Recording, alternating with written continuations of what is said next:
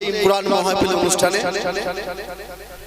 আমি কোনো আলেম বক্তা নই বা কুরআনের তাফসীর যেভাবে আরবিতে মুখস্থ করা বলা উচিত সেভাবে আমি তো বলতে পারবো না। আমি বাংলাতেই বলবো, মাতৃভাষাই বলবো। এখানে এই মাতৃভাষার মাঝে আমরা ডায়লগ করি, কথোপকথন করি, একে অপরের সাথে বোঝার চেষ্টা করি, সেগুলো আমরা মাতৃভাষাতেই বলে থাকি। কুরআন অবশ্যই এর সওয়াব আছে অনেক আরবি ভাষা পড়ার জন্য, আপনারা প্রত্যেকে আরবিতে পড়বেন। আমি বলি যেহেতু সামনে রমজান মাস আসছে, এটি কুরআন মাহফিলের অনুষ্ঠান, কোরআনের কথা বলবো আজকে কয়েকটি কথা।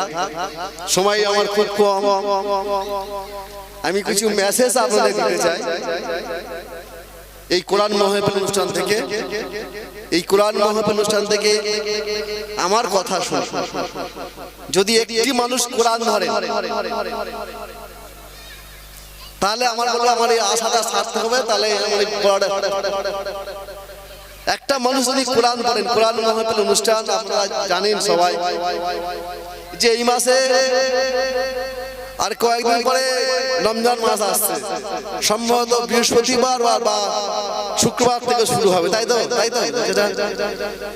শুক্রবার শুরু হবে ইনশাআল্লাহ। আমরা যারা আছেন সবাই রোজা রাখেন, এখানে বসে আছেন, আমি প্রত্যেকের মুখগুলো চিনি। সবাই ইফতার করি একসঙ্গে বসে, মুসলিসা আছেন যারা আমার সামনে বসে আছেন, আপনারা রোজাদার মানুষ, আমরা প্রত্যেকে রোজা রাখি। আমি কোরআনের 183 থেকে 187 নম্বর আয়াত, এতে কোরআনের রোজা সম্পর্কে বলা আছে। 183 নম্বর আয়াতে যেটা বলছে এটা আমি একটু পাঠ করি, তারপরে একটু ব্যাখ্যা করে আমার সময় চলে যাবে। হে ঈমানদারগণ, তোমাদের উপর রোজা ফরজ করে দেওয়া হয়েছে, যেমন পূর্ববর্তী নবীদের অনুসারীদের উপর ফরজ করা হয়েছিল। এর থেকে আশা করা যায় তোমাদের মধ্যে তাকওয়ার গুণাবলী সৃষ্টি হয়ে যাবে। এই যে কথাটা আল্লাহ তাআলা বললেন, এটা কে বলেছেন? আমি বলি, আল্লাহ তাআলা বলেছেন যে ঈমানদারগণ, তোমাদের ঈমানদার বলে তিনি সম্বোধন করছেন, তোমাদের উপর রোজা ফরজ করে দেওয়া হয়েছে। তোমাদের পূর্ববর্তী নবীদের অনুসারীদের উপর ফরজ করা হয়েছিল। এ থেকে আশা করা যায় তোমাদের মধ্যে তাকওয়ার গুণাবলীর সৃষ্টি হবে। আচ্ছা, আল্লাহ তাআলা এইখানে এই কথাটি কেন বললেন? তাকওয়ার গুণাবলী বলতে তিনি কি বোঝাতে চেয়েছেন? তাকওয়ার গুণাবলীর সৃষ্টি হবে, হয়ে যাবে মুসলমানদের মধ্যে। আমরা যদি বাস্তবে চিত্রে যদি লক্ষ্য রাখি, কোটি কোটি মুসলমান রোজা রাখছে, রোজার সময় প্রচুর টাকা খরচ করছে। কলকাতার বিভিন্ন মসজিদগুলোতে আমি একটু যাই ঘুরে দেখছি, তো সেখানে যা খাওয়ার আয়োজন করে হয় ইফতারের সময়, আমার তালদিঘি গ্রামের মানুষজন সেসব ইফতার সময় অনেক কথা চোখে দেখে। তালদিঘি গ্রামের মানুষজন সেটার ইফতার দেখে দেখেনি, এটা খাওয়ার কম্পিটিশন ইফতার শেষে।